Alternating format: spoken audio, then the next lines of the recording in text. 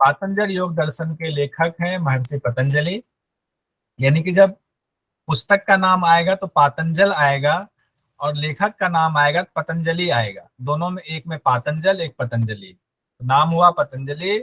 और जब बुक का नाम लिखा जाएगा तो पातंजल आएगा।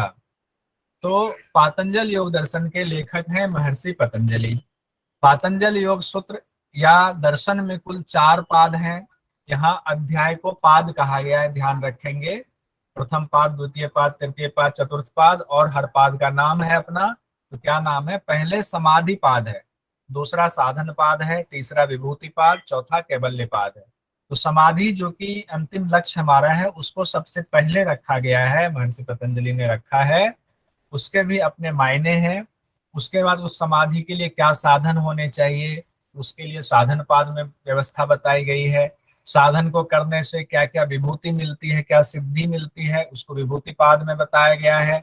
और कैवल्य पाद में फिर उसके बाद की अंतिम अवस्था तक लेकर गए हुए हैं, जिसमें कि जन्म औषधि मंत्र तप वाला जो है, उसका इस बार सवाल भी आया हुआ था। तो इससे भी सवाल पूछा जाता है, बहुत सिंपल सवाल आता है, कई बार आ चुका है कि चारों पाद को अलग उलट पुलट करके एग्जाम में दे दिया जाता है और कहते हैं इसका सीक्वेंस सजाएं। कूट में लिख दिया था कूट 1 2 3 4, तो वो हम लोग लास्ट में 10 को देखने के बाद क्वेश्चन देख लेंगे। पातंजल योग दर्शन के चारों पाद मिला करके कितने हैं? कुल 195 सूत्र हैं। इसे सूत्र ही बोलते हैं, मंत्र या श्लोक नहीं बोलते हैं। ये हम लोग ध्यान रखेंगे। जो पुराने लोग हैं उनको पता है, जो नए लोग हैं एक बार और इसको ध्यान में रख लेंगे। अब देखते हैं हर पाद में कितने सूत्र हैं, ये भी क्वेश्चन पूछ दिया जाता है। समाधि पाद में 51, साधन पाद में 55, विभूति पाद में भी 55, कैवल्य पाद में 34। तो हमें याद ऐसे रखना, 4 बार 5 बार मन ही मन सब लोग रिपीट कर जाएंगे। 51 55 55 34, 51 55 55 34। और पाद हमें चारों याद सिक्वेंस से रहेगा ही रहेगा कि समाधि पाद, साधन पाद, विभूति पाद और कैवल्य पाद। तो 51 55 55 34, ऐसे मनी मन 4 से 5 बार बोलते हुए सोचिए कि अब भी इसी वक्त याद करना है नोट्स के भरोसे। तो जब नोट्स बनाएंगे बनाएंगे एक बार और याद होगा, हम छोड़ेंगे नहीं कि अभी तो बस ऐसे ही क्लास ज्वाइन कर लिया है, तो फायदा नहीं होगा। अब देखिए एक एक पाद को सरसरी निगाह से देख लेते हैं। समाधि पाद में जो सबसे पहला कहा गया है उसमें है अथ योगानुशासनम। उसके बाद दूसरा है योग की परिभाषा दी गई है, जिसमें कहा गया है, क्या है योग की परिभाषा? योगश चित्त वृत्ति निरोध है। तो योग की परिभाषा ही, योग की परिभाषा में ही पूरा समाधि छिपा हुआ है। और इसी में समाधि पाद में ही चित्त की 5 वृत्तियों की चर्चा की गई है, जिसमें प्रमाण, विपर्य, विकल्प, निद्रा और स्मृति बताए गए हैं। 5 वृत्तियां, इससे भी सवाल आता है, ये याद करना पड़ेगा टिप पे। हर वृत्ति के दो दो भेद बताए गए हैं, क्लिष्ट और अक्लिष्ट। यानी कि हर वृत्ति 2 तरीके की होती है, अच्छी भी होती है, बुरी भी। यानी योग साधना में सहायक भी होता है और योग साधना को नष्ट करने वाला, भटकाने वाला भी होता है। वृत्ति निरोध के उपाय बताए गए हैं इस वाले में। और क्या है वृत्ति निरोध के उपाय? अभ्यास वैराग, जिसमें अपर वैराग और पर वैराग की चर्चा की गई है। और हाँ, संप्रज्ञात समाधि के भेद बताए गए हैं। उसके बाद भव प्रत्यय, विदेह प्रत्यय, विदेह प्रकृति लय योगी के बारे में बताया गया, कैसे होते हैं, क्या होता है। साधक की 3 अवस्थाएं बताई गई हैं, मृदु, मध्य और अधिमात्र। इसी को साधना की भी 3 अवस्था के रूप में देखा गया है कि मृदु आपका साधन जो आप कर रहे हैं अभ्यास, वो मृदु है या मध्य है या अधिमात्र है, ज्यादा है। ईश्वर प्रणिधान की चर्चा की गई है और ईश्वर की विशेषता बताई गई है, उनके नाम बताए गए हैं, ईश्वर का ध्यान कैसे करें। इस बार ईश्वर से संबंधित एक सवाल भी पूछा गया था, उस उत्तर दे दिया और लिखा गया कि इनके बारे में चर्चा हो रही है, महर्षि पतंजलि के बारे में चर्चा हो रही है या ईश्वर के बारे में चर्चा हो रही है, ऐसे। तो अगर कई बार तो लोग जो है महर्षि पतंजलि, बहुत सारे लोग मारकर आए हुए हैं कि उनको लगा कि ये तो महर्षि पतंजलि ने सूत्र की चर्चा की हुई है। बहुत सुंदर, महर्षि पतंजलि ने लिखा हुआ तो उनको मार दो, जबकि वो ईश्वर की विशेषता बताई गई थी, ईश्वर के बारे में कहा गया था। विक्षेप बताए गए हैं, 9 अंतराय। विक्षेप में 2 चीजें हैं, ध्यान रखिएगा, 9 अंतराय और विक्षेप सहभुव 5। तो 9 अंतराय पिछली बार क्वेश्चन आया था कि इसको सिक्वेंस में सजाएं। व्याधि, सत्यान, संशय, प्रमाद, आलस्य, अवरति, भ्रांति दर्शन, अलब्ध भूमिकत्व, अनवस्थितत्व। विक्षेप सहभुव इस बार मेरे ख्याल से क्वेश्चन आया था। दुख, दौर्मनस्य, अंग में जियत्व, श्वास प्रश्वास। आया था क्या पंडित जी इस बार क्वेश्चन? हाँ सर। हाँ। चित्त प्रसादन के उपाय भी इस बार आया हुआ था, जिसमें था कि सुखी से व्यक्ति से मैत्री करे, जो दुखी है उनके प्रति करुणा दिखाए, पुण्यात्मा है उनके प्रति प्रसन्नता का भाव रखें, मुदित का भाव रखें, जो पापात्मा है उनके प्रति उपेक्षा का भाव रखें। ये आपके समाधि पाद में ही आ रहा है। सबीज निर्मित समाधि और श्वेतंबरा प्रज्ञा की चर्चा आपके समाधि पाद में ही की गई है। उसके बाद दूसरा है आपका साधन पाद। साधन पाद में की शुरुआत होती है क्रिया योग से। ये भी ध्यान रखना है, हमें हर पाद के बारे में पता होना चाहिए, शुरुआत किससे हुई अंत में क्या है, और उसके बीच का फिर हम याद करने की कोशिश करें, लेकिन शुरुआत और अंत तो याद होना ही चाहिए। तो क्रिया योग से साधन पाद की शुरुआत है, जिसमें कहा गया तप, स्वाध्याय, ईश्वर परिधान, ये तीन मिलाकर क्रिया योग होता है। इससे संबंधित भी कई सवाल कई बार आए हुए हैं। पंच क्लेश की चर्चा है कि कौन से पांच क्लेश हैं, तो अविद्या, अस्मिता, राग, द्वेष, अभिनिवेश। इसी में अविद्या को बाकी की जननी बताई गई है। अच्छा, ऑडियो कम आ रही है। क्लेशों के नाश का उपाय बताया गया है। तीन प्रकार के दुख की चर्चा है, परिणाम दुख, ताप दुख, संस्कार दुख। दृश्य और दृष्टा के स्वरूप की चर्चा है। दृश्य हो गया प्रकृति, दृष्टा यहाँ आत्मा को बताया गया है। विवेक ख्याति कब उत्पन्न होती है और विवेक ख्याति के बाद क्या होता है, उसकी चर्चा है। अविद्या की वजह से प्रकृति पुरुष का संयोग हुआ है। विवेक ज्ञान की प्राप्ति के लिए अष्टांग योग की चर्चा की गई है, कैसे विवेक ज्ञान की प्राप्ति के लिए अष्टांग योग में क्या क्या है, 8 अंग बताए गए हैं। उसी को 2 पार्ट में तोड़ा गया है, बहिरंग और अंतरंग। इसमें यानी दूसरे वाले में बहिरंग की चर्चा और अंतरंग की चर्चा, यानी कि धारणा, ध्यान, समाधि की चर्चा अगले यानी विभूति पाद में की गई है। इसमें यम, नियम, आसन, प्राणायाम, प्रत्याहार, ये पांच पांच बताए गए हैं। बाकी 3 जो है वो बताए गए हैं आपके विभूति पाद में। तो विभूति पाद की शुरुआत कहाँ से हो गई? इसका अंतिम साधन पाद की शुरुआत क्रिया योग और अंतिम इसका अष्टांग योग के 5 अंग से किया गया है। और विभूति पाद की शुरुआत जो अष्टांग योग के अंतिम 3 अंग हैं उससे शुरुआत हो गई है। कौन कौन से? धारणा, ध्यान और समाधि से। तो विभूति पाद की शुरुआत अगर पूछ दे कि किससे हुई है, तो धारणा, ध्यान और समाधि से हुई है। इसे ही इन तीनों को मिलाकर के ही कहा गया है संयम करना। धारणा, ध्यान और समाधि को कहा गया है संयम। तो अगर सवाल में आ जाए कि संयम किसे कहते हैं, धारणा, ध्यान और समाधि को एक साथ जब करते हैं संयम कहा जाता है। निर्बीज समाधि की चर्चा है, तो धारणा, ध्यान, समाधि बहिरंग साधन हो जाते हैं। इसी में कहा गया है धारणा, ध्यान, समाधि तो अंतरंग साधन है, लेकिन जब निर्बीज समाधि की चर्चा होती है तो धारणा, ध्यान और समाधि बहिरंग साधन हो जाते हैं। इससे संबंधित सवाल भी आया हुआ था। संयम से क्या क्या फल की प्राप्ति होती है उसकी चर्चा। चंद्रमा पर संयम करने से तारा व्यूह का ज्ञान हो जाता है। ध्रुव तारा पर संयम करने से ताराओं की गति का ज्ञान हो जाता है। इसी पाद में आपको बताया गया है कि पर काया प्रवेश कैसे, उसकी चर्चा है कि इसे एक शरीर से दूसरे शरीर में प्रवेश किया जाता है। काय संपत्ति से संबंधित सवाल कई बार आए हैं। रूप, लावण्य वाला, बल और वज्र, 4 चीजें आती है। उसके बाद अंतिम है आपका कैवल्यपाद। इस बार कैवल्यपाद से शुरुआत वाले मतलब पहले सूत्र से ही सवाल आ गया था, जन्म, औषधि, मंत्र, तप, समाधि वाला, कि इसको सीक्वेंस में आप सजाएं, कूट दे दिया गया था। तो अगर हमारे पास सूत्र याद है हमारे दिमाग में तो एक भी क्वेश्चन नहीं छूटेगा। तो कैवल्यपाद की शुरुआत किससे है? 5 सिद्धि से, जन्म, औषधि, मंत्र, तप और समाधि। इसको मैंने कहा था कल बताऊंगा कि देखिए सिद्धि है तो सबसे पहले क्या होगा, जन्म होगा तभी तो बाकी चीजें आएंगी, चाहे सिद्धि है चाहे कुछ भी है। तो पहला हमारा स्टेप याद रखेंगे 5 में जन्म, सबसे पहले हमारा जन्म होगा। और सबसे अंतिम स्टेप याद कर लेंगे कि समाधि, समाधि क्योंकि अंतिम स्टेप है। समाधि हो गया तो फिर तो मुक्त हो गया आत्मा।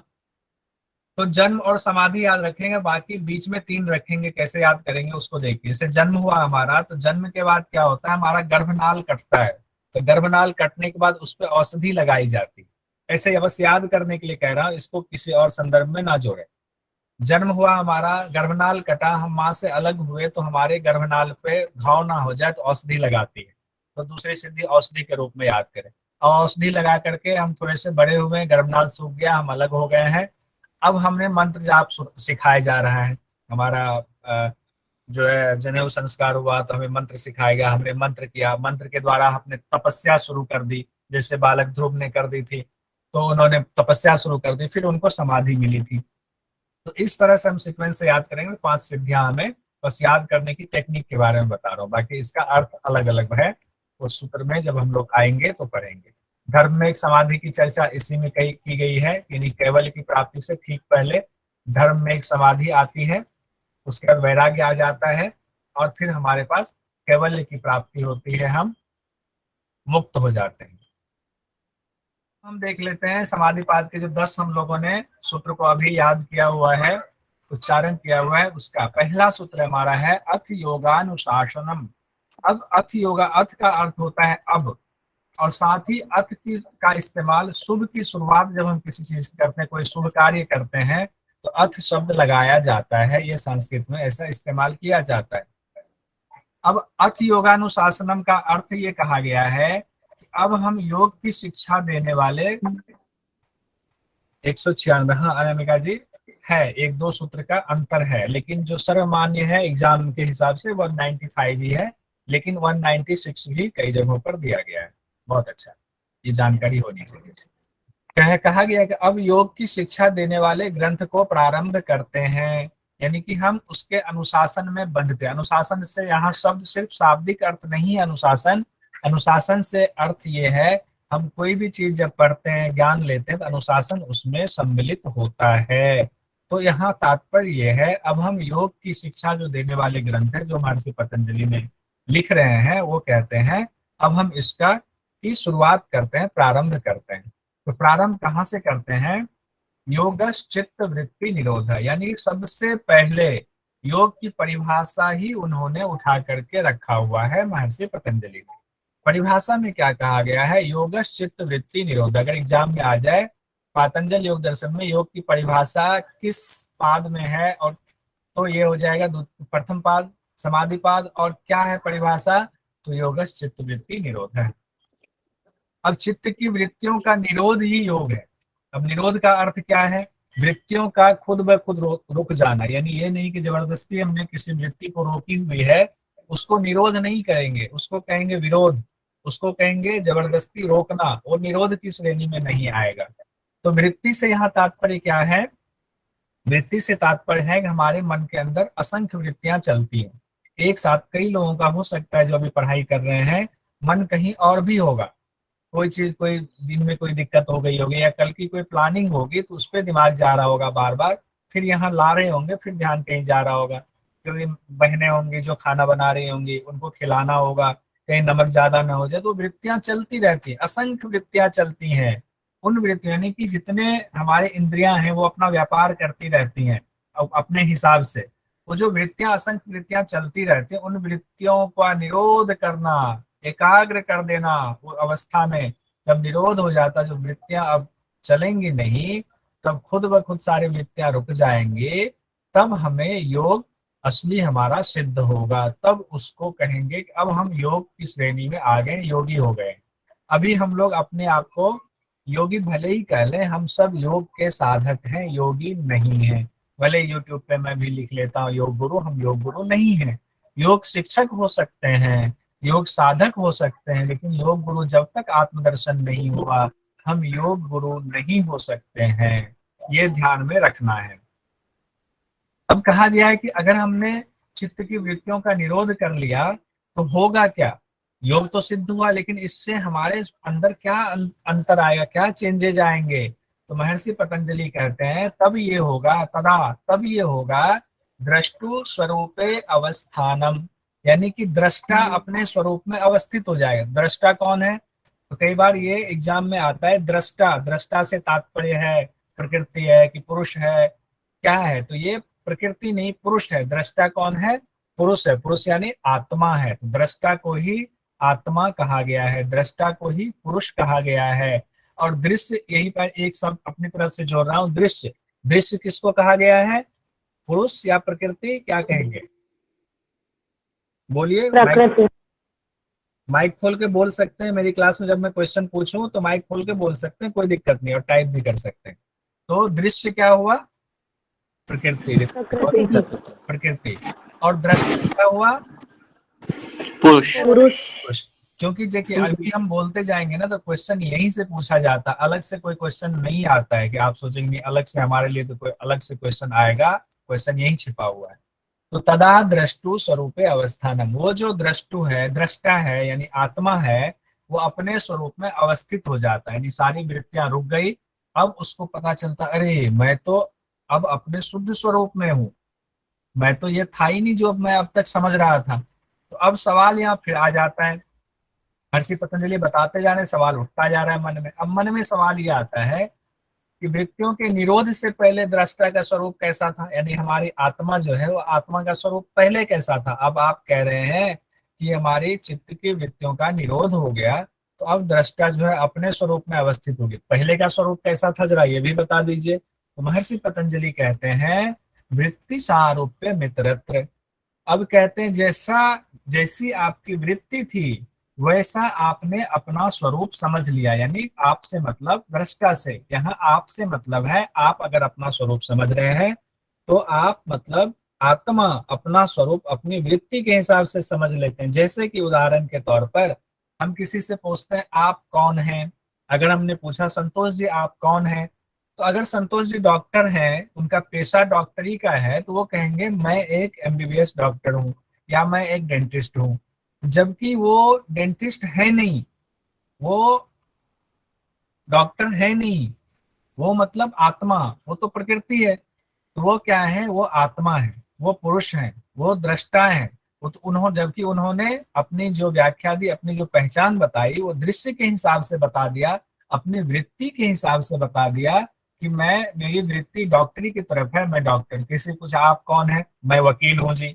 अरे जब पैदा हुए थे तो ना आप वकील थे ना डॉक्टर थे, आप शुद्ध चैतन्य थे, आप आत्मा हैं, और आपका संयोग प्रकृति से हो गया, अविद्या की वजह से हो गया। तो आपको लगा कि अब मैं जिस शरीर में हूँ वो शरीर ही मेरा है, शरीर ही मैं हूँ, और शरीर में जो वृत्तियां आपके, जो कई जन्मों की असंख्य जो आपके पड़े हुए हैं, उसमें आपके मन में जो संस्कार पड़े हुए हैं, उस संस्कार के हिसाब से आपकी वृत्ति बन रही है, और जो आपकी वृत्ति बन रही है उसको आप अपना स्वरूप मान लेते हैं। तो यहाँ सवाल है कि निरोध से पहले दृष्टा का स्वरूप कैसा था।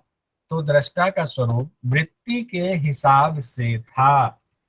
अब आगे बढ़ते हैं, पांचवा है वृत्तयः पंचतयः क्लिष्टा क्लिष्टा। क्लिष्टा क्लिष्टा में दो शब्द है, एक क्लिष्ट एक अक्लिष्ट, तो दो शब्द यहाँ जुड़ा हुआ है, इसको देख लेते हैं। अब कहते हैं ठीक है, हमने जान लिया कि वृत्ति के हिसाब से हमारा स्वरूप था। अब हम वृत्ति कितने हैं और किस तरह के होते हैं वो भी बता दीजिए। कहा गया है कि वृत्ति पांच तरीके के होते हैं, और पांचों वृत्तियां दो भेद वाली होती है। कौन, क्लिष्ट और अक्लिष्ट। हर वृत्ति दो होगी, कहते हैं ना हर इंसान के अंदर शैतान और भगवान छिपा होता है। जब उसकी प्रवृत्ति शैतानी होती, कहते हैं वही इंसान शैतान बन जाता है। जब वो ईश्वरीय काम करता है, कहते हैं वाह क्या ईश्वर की तरह इन्होंने काम किया हुआ है, ये बड़ा ही अच्छा आत्मा है, अच्छा आत्मा वाला इंसान है। तो कहा गया है कि पांच वृत्ति आपकी है जो दो भेदों वाली है, क्लिष्ट और अक्लिष्ट। अब क्लिष्ट क्या है, अक्लिष्ट क्या है, इसको समझिए।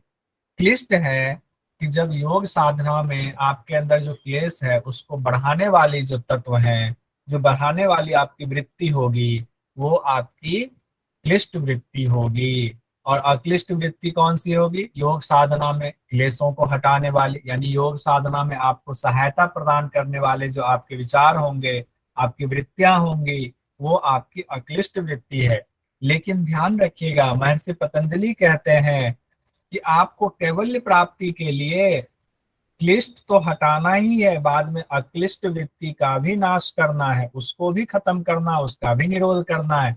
लेकिन अचानक से निरोध करने की बात नहीं आती है। कहते हैं, वो आगे हम लोग पढ़ेंगे कि पहले क्लिष्ट वृत्ति को खत्म करना है, जो आपके योग साधना में आपके क्लेश को बढ़ाने वाली है या आपके बाधक तत्व हैं, आपको वो परेशान कर रहे हैं, ऐसी वृत्ति को पहले हटाइए। तो आपके की बाधाएं हट गई, जब आपकी बाधाएं हट गई तो आपके अंदर से पॉजिटिविटी बची हुई है। अक्लिष्ट वृत्ति, पॉजिटिविटी मतलब योग साधना में आपको प्रवृत्त कराने वाली आपकी वृत्तियां बची हुई हैं। तो कहते हैं बाद में उन वृत्तियों को भी छोड़ देना है, अच्छे संस्कारों को भी गौण कर देना है, तभी हमारे तीनों गुण जो है वो मूल प्रकृति में उनका लय हो जाता है, तब जाकर के आपको कैवल्य मिलता है। अब छठा हम लोग आते हैं, छठा सूत्र हमारा है प्रमाण विपर्यय विकल्प निद्रा स्मृतयः। यानी कि पांच वृत्ति कौन कौन सी है? तो प्रमाण है, विपर्यय है, विकल्प है, निद्रा है और स्मृति है। तो यानी कि प्रमाण के भी दो भेद हो गए, क्लिष्ट अक्लिष्ट। विपर्यय के भी दो भेद हो गए, क्लिष्ट और अक्लिष्ट। विकल्प के भी दो भेद हो गए, क्लिष्ट और अक्लिष्ट।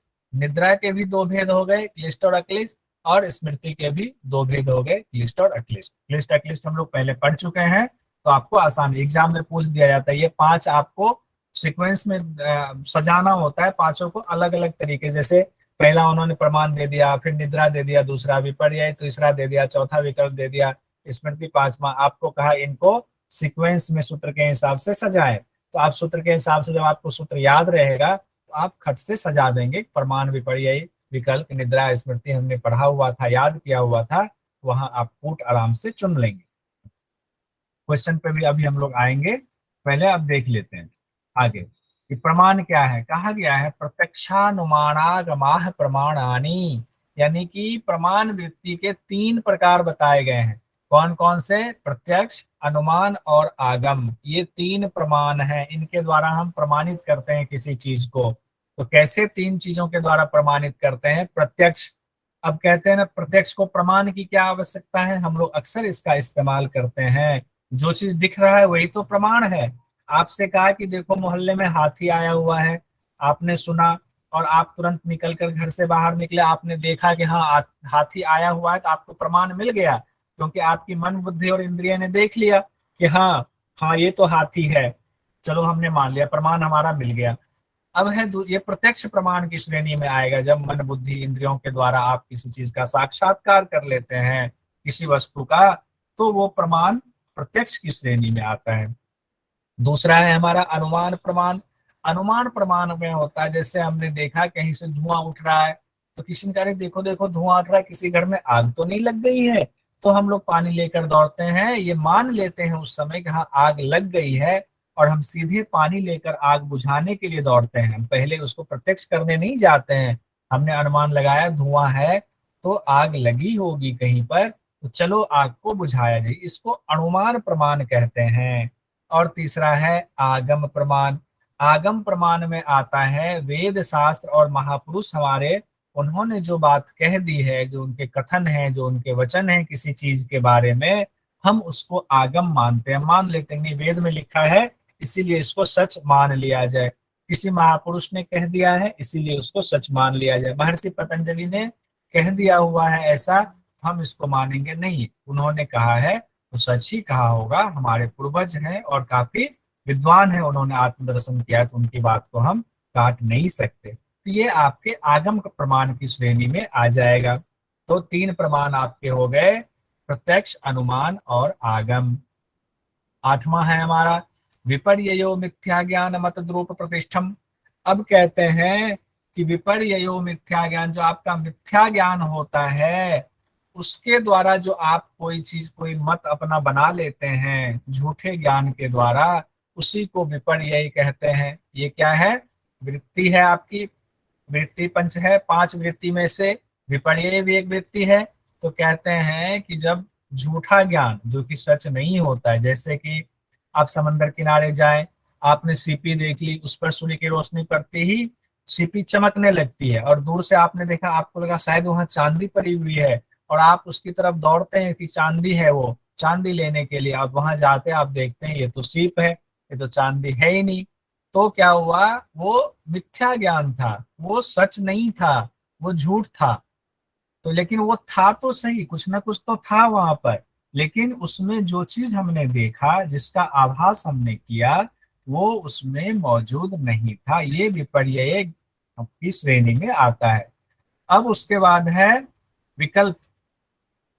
विकल्प वृत्ति और विपर्यय वृत्ति में हम लोग अंतर भी देखेंगे, वो भी जानना जरूरी। विकल्प और विपर्यय में क्या अंतर, पहले विकल्प देख लेते हैं। कहा गया शब्द ज्ञानानुपाति वस्तु शून्यो विकल्प है। कहते शब्द के द्वारा जो ज्ञान उत्पन्न होता है, लेकिन शब्द के द्वारा ज्ञान तो उत्पन्न हो गया, लेकिन कहते वस्तु शून्यो विकल्प है। बेसिकली वो जो ज्ञान उत्पन्न हो गया है वो है ही नहीं।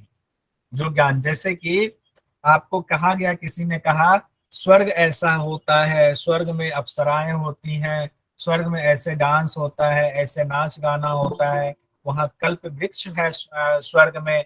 तो आपने ऐसा सुन लिया और सुनी सुनाई बातों के आधार पर आपने मान्यता बना ली और आपने मान लिया कि ऐसा ही होता है।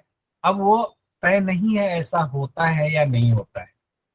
तो आप उसके हिसाब से जब चलने लगते हैं तो वो वस्तु आपके सामने कभी है भी नहीं, और आपने शब्द के हिसाब से, किसी की कही कहाई ज्ञान के हिसाब से आपने उसको मान लिया, वो विकल्प वृत्ति हुई।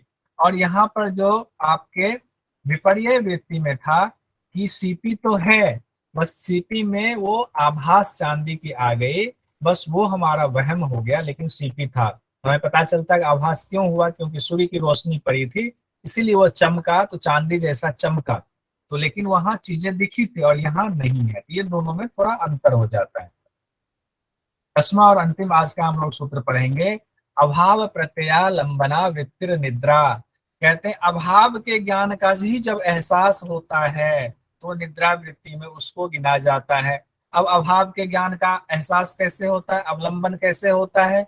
जैसे आप सुबह सोकर उठे और सोकर उठने के बाद आपने कहा किसी से अपने घर में, या आपने मन में सोचा आज हमें बहुत गहरी नींद आई। जब आप सोए हुए थे तो आपको एहसास कैसे है कि आपको गहरी नींद आई या नहीं आई?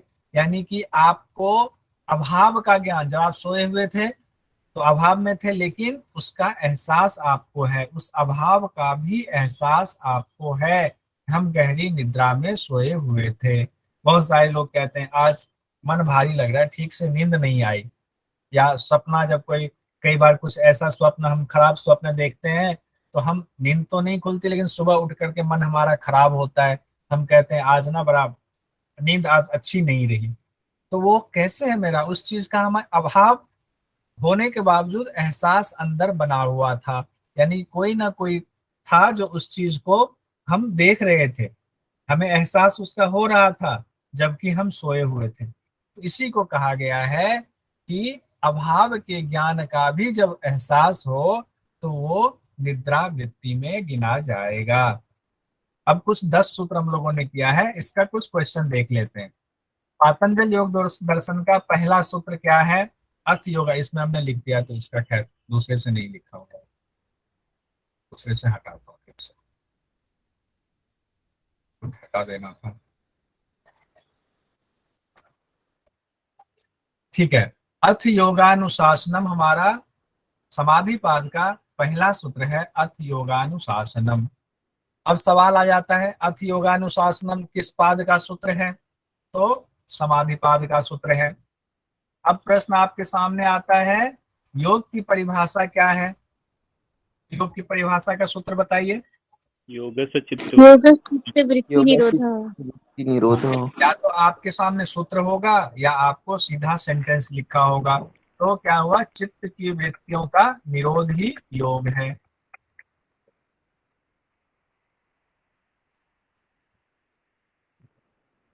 अब सवाल है, चित्त की वृत्ति के निरोध से क्या होता है, बताइए। स्वरूपे अवस्थानम।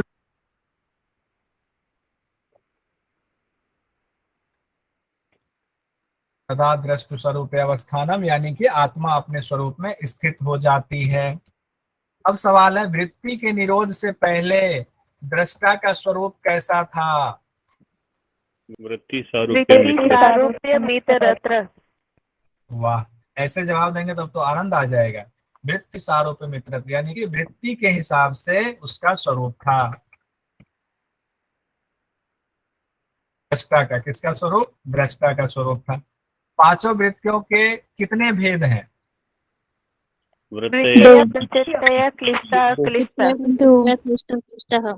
हाँ, तो क्लिष्ट और अक्लिष्ट।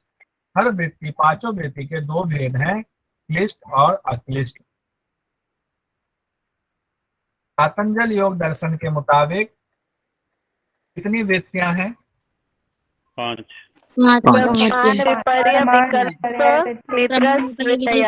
प्रमाण विपर्य विकल्प निद्रा स्मृत्य। बहुत अच्छा प्रशांत जी, और बोलिए, जिनको बोलना है बोलिए।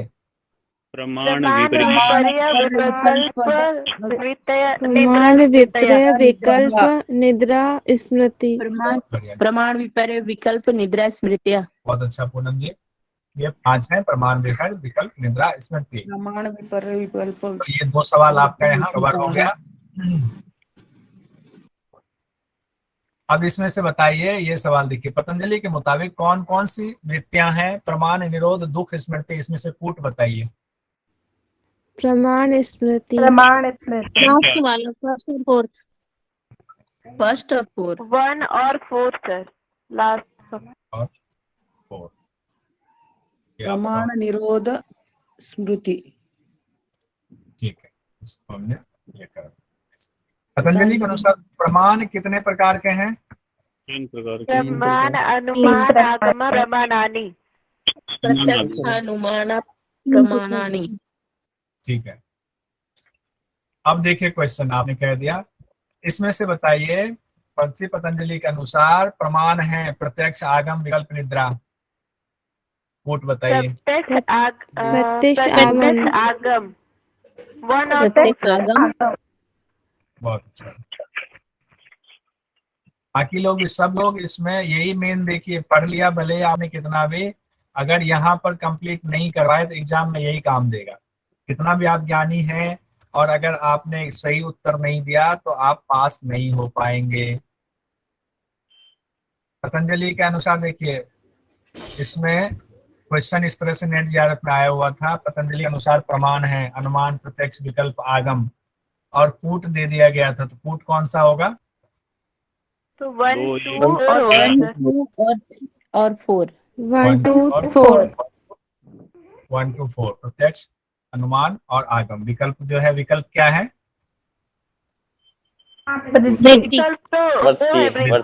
वृत्तियां है। हाँ, मिथ्या ज्ञान कौन सी वृत्ति में आता है? मिथ्या ज्ञान। विपर्य। विपर्य विपर्य।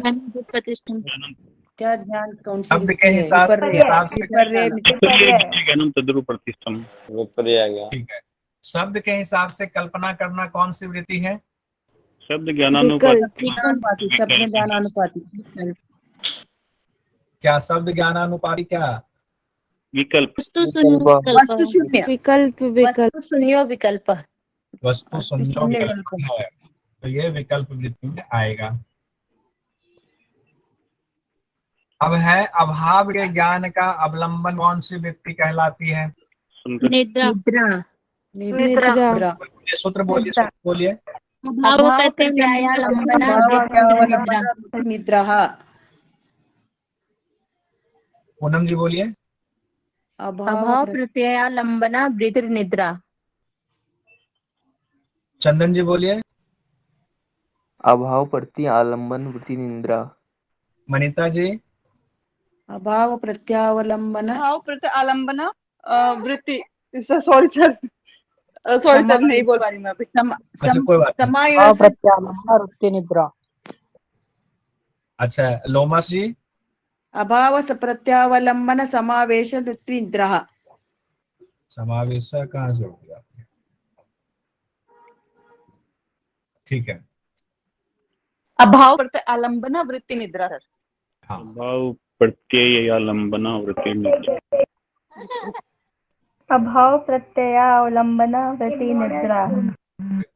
अभाव प्रत्यालंबन वृत्ति निद्रा। देखो इसमें कौशल जी। हाँ हाँ हाँ, इसमें एक जरूर ध्यान देंगे कि निद्रा है, निद्रा नहीं है।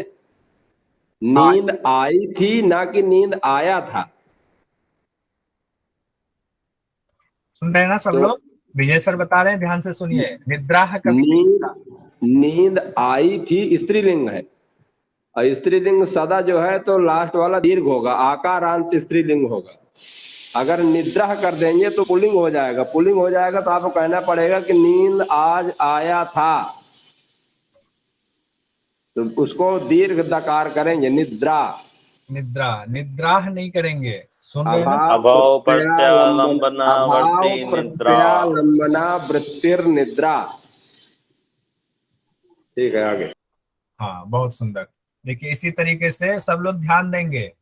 विजय सर पीएचडी किए हुए हैं और आपके सामने आएंगे भी अलग अलग सब्जेक्ट को लेकर के, और बीच बीच में हम लोग का मार्गदर्शन भी करते रहेंगे।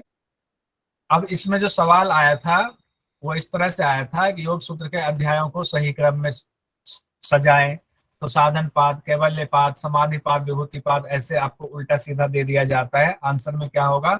समाधि पाद, समाधि के लिए क्या साधन होगा, साधन हम करेंगे तो हमें क्या विभूति मिलेगी, विभूति मिल गई तो हमें विभूतियों पर आकर्षित नहीं होना है, उसको छोड़ते हुए कैवल्य की प्राप्ति की तरफ जाना है। अब इसमें से कुछ सवाल का जवाब आप लोग दे दीजिए, फिर बाकी के 10 सूत्र को हम लोग देख लेंगे। पातंजल योग दर्शन में के कैवल्य पाद में कितने सूत्र हैं? 34। ठीक है। पातंजल योग दर्शन के समाधि पाद में कितने सूत्र हैं? 51। 51। समाधि योग दर्शन के हाँ साधन पाद में कितने हैं? 55। और विभूति पाद में कितने हैं? विभूति में 55। बहुत जी बहुत अच्छा, पुंडरीक जी बहुत अच्छा। टोटल 195। ओम सर्वे भवन्तु सुखिनः।